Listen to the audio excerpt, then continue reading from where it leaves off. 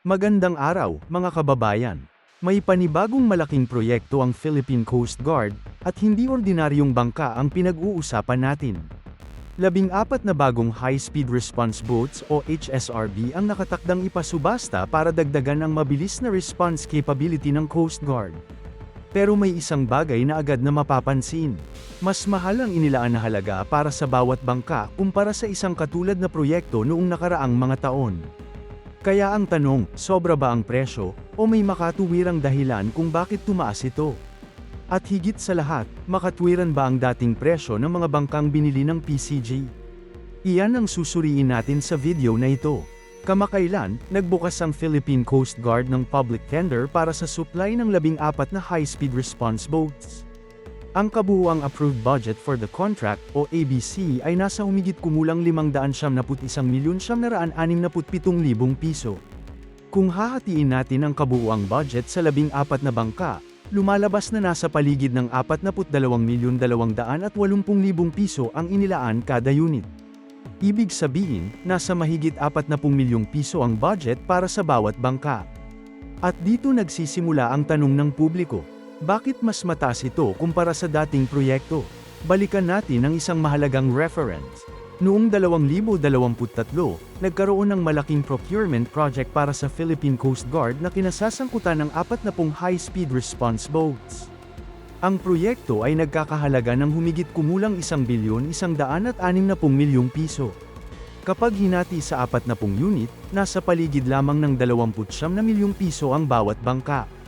Kung ikukumpara sa bagong budget na mahigit 40 milyong piso kada unit, malinaw na may malaking diferensya. Humigit kumulang 13 milyong piso ang pagitan sa bawat bangka. At kung porsyento ang pag-uusapan, malaking pagtaas talaga ito. Pero bago natin sabihing overpriced agad, kailangan muna nating tingnan kung pareho ba talaga ang produkto. Dahil sa procurement, hindi sapat na tingnan lamang ang haba ng bangka o ang bilang ng mga unit.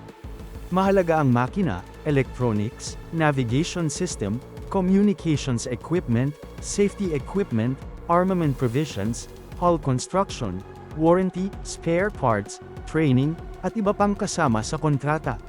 Halimbawa, ang mga naunang high-speed response boats ng PCG ay may mga diesel outboard engines mula sa OXE Marine ng Sweden. Hindi ito ordinaryong makina na makikita lamang sa recreational boat. Ang diesel outboard ay may sariling premium dahil sa engineering, performance, fuel efficiency, durability, at suitability para sa professional maritime operations. Kung twin-engine configuration ng isang bangka, natural na malaking bahagi ng kabuuang halaga ang napupunta pa lamang sa propulsion system. Idagdag pa rito ang radar, thermal imaging, navigation equipment, communication system, hull reinforcement, crew accommodation, medical equipment, at iba pang mission-related features. Kaya hindi patas na ikumpara ang isang ganitong response boat sa isang ordinaryong commercial speedboat. Dito rin mahalaga ang international comparison. Sa ibang bansa, may mga mabilis na patrol at response boats na umaabot sa ilang daang libong dolyar bawat unit, depende sa laki at kagamitan. Mayroon ding mas murang commercial patrol boats, lalo na mula sa mga manufacturer na nakatuon sa basic maritime transport o security operations. Pero hindi nangangahulugan na pareho ang kalidad at capability ng mga ito. Ang isang Coast Guard response boat ay kailangang gumana sa mahirap na kondisyon ng dagat. Dapat mabilis itong makarating sa isang insidente, kayang mag-operate ng matagal, at may sapat na kagamitan para sa search and rescue, law enforcement, maritime security, at emergency response. Kaya kung ang dating bangka ay nasa paligid ng 29 na milyong piso bawat unit, hindi agad natin masasabi na overpriced ito. Sa katunayan, kung isa sa alang-alang ang makina, electronics, hull, at mission equipment, maaari itong pumasok sa makatwirang range para sa isang specialized government response boat. Ngayon, balik tayo sa bagong 14 na unit. Ang budget na humigit kumulang 42 milyong piso kada bangka ay malinaw na mas mataas. Pero tandaan natin ang isang napakahalagang bagay. Ang approved budget for the contract ay hindi automatikong nangangahulugan na iyon ang magiging final price. Ito ay budget ceiling para sa procurement. Sa public bidding, maaaring magkaroon ng maraming bidder at maaaring bumaba ang presyo depende sa competition. Kaya mas mahalagang bantayan ang magiging final awarded contract price. Kung halimbawa ay malaki ang ibinaba ng winning bid mula sa ABC, magandang indikasyon yon na nagkaroon ng kompetisyon sa procurement. Pero kung halos eksaktong kapantay ng maximum budget ang final price, natural lamang na mas marami ang magtatanong. At hindi lamang presyo ang dapat tingnan. Kailangan ding makita ng publiko ang eksaktong technical specifications.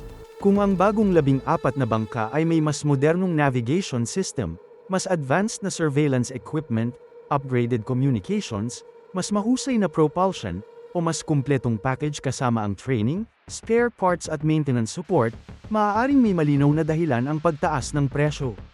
Pero kung halos pareho lamang ang configuration sa dating mga unit at walang malaking improvement, doon magiging mas lihaytimo ang tanong kung bakit napakalaki ng naging pagtaas. At mahalaga ang transparency dahil pera ito ng taong bayan. Hindi naman may kakaila na kailangan ng Philippine Coast Guard ng mas maraming mabilis na bangka. Napakalawak ng maritime territory ng Pilipinas. May mga insidente ng maritime accidents, illegal fishing, smuggling, search and rescue operations, law enforcement missions, at iba pang emergency na nangangailangan ng mabilis na response. Sa mga ganitong sitwasyon, bawat minuto ay mahalaga. Kung may incident sa isang malayong coastal area, hindi praktikal na laging gumamit ng mas malaki at mas mabagal na barko. Dito pumapasok ang papel ng high-speed response boats. Mabilis silang ma-deploy, mas madaling gamitin sa coastal areas, at maaaring magsilbing unang responder habang papunta pa lamang ang mas malaking Coast Guard vessel. Kung maisasama ang bagong 14 na unit sa kasalukuyang fleet, madadagdagan ang operational coverage ng PCG. Pero muli, ang tunay na sukatan ay hindi kung gaano karaming bangka ang binili. Ang tunay na sukatan ay kung magagamit ba ang mga ito ng maayos, mapapanatili sa kondisyon, at magiging epektibo sa aktwal na operasyon. Kaya sa ngayon, masasabi nating ang dating presyo na nasa paligid ng 29 na milyong piso bawat bangka ay maaaring ituring na makatwiran kung pagbabasehan ang specialized equipment at configuration nito. Samantala, ang bagong budget na mahigit 40 milyong piso kada unit ay mas mataas at nararapat bantayan, pero hindi sapat ang numero lamang para tawagin itong overpriced. Kailangan nating makita ang final specifications, ang magiging winning bidder, at higit sa lahat, ang aktwal na contract price. Kung bumaba ng malaki ang presyo dahil sa competitive bidding, magandang balita yon. Kung may malinaw namang upgrade sa bagong bangka, mas madaling ipaliwanag ang dagdag na halaga.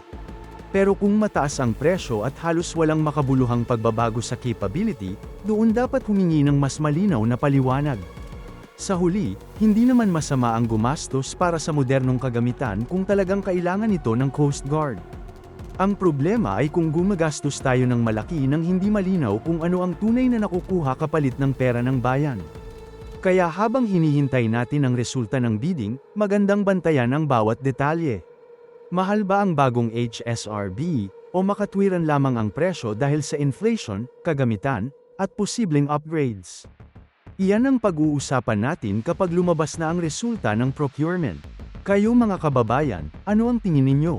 Para sa inyo, sapat ba ang mahigit 40 milyong piso bawat bangka, o dapat mas mababa pa ang presyo? I-comment ninyo sa ibaba ang inyong opinyon. Kung gusto ninyo ng mga bagong update tungkol sa Philippine Coast Guard, Philippine Navy, Armed Forces of the Philippines, at iba pang modernization projects ng bansa, mag-like, mag-subscribe, at i-on ang notification bell para hindi ninyo mapalampas ang susunod na balita. Maraming salamat sa panunood.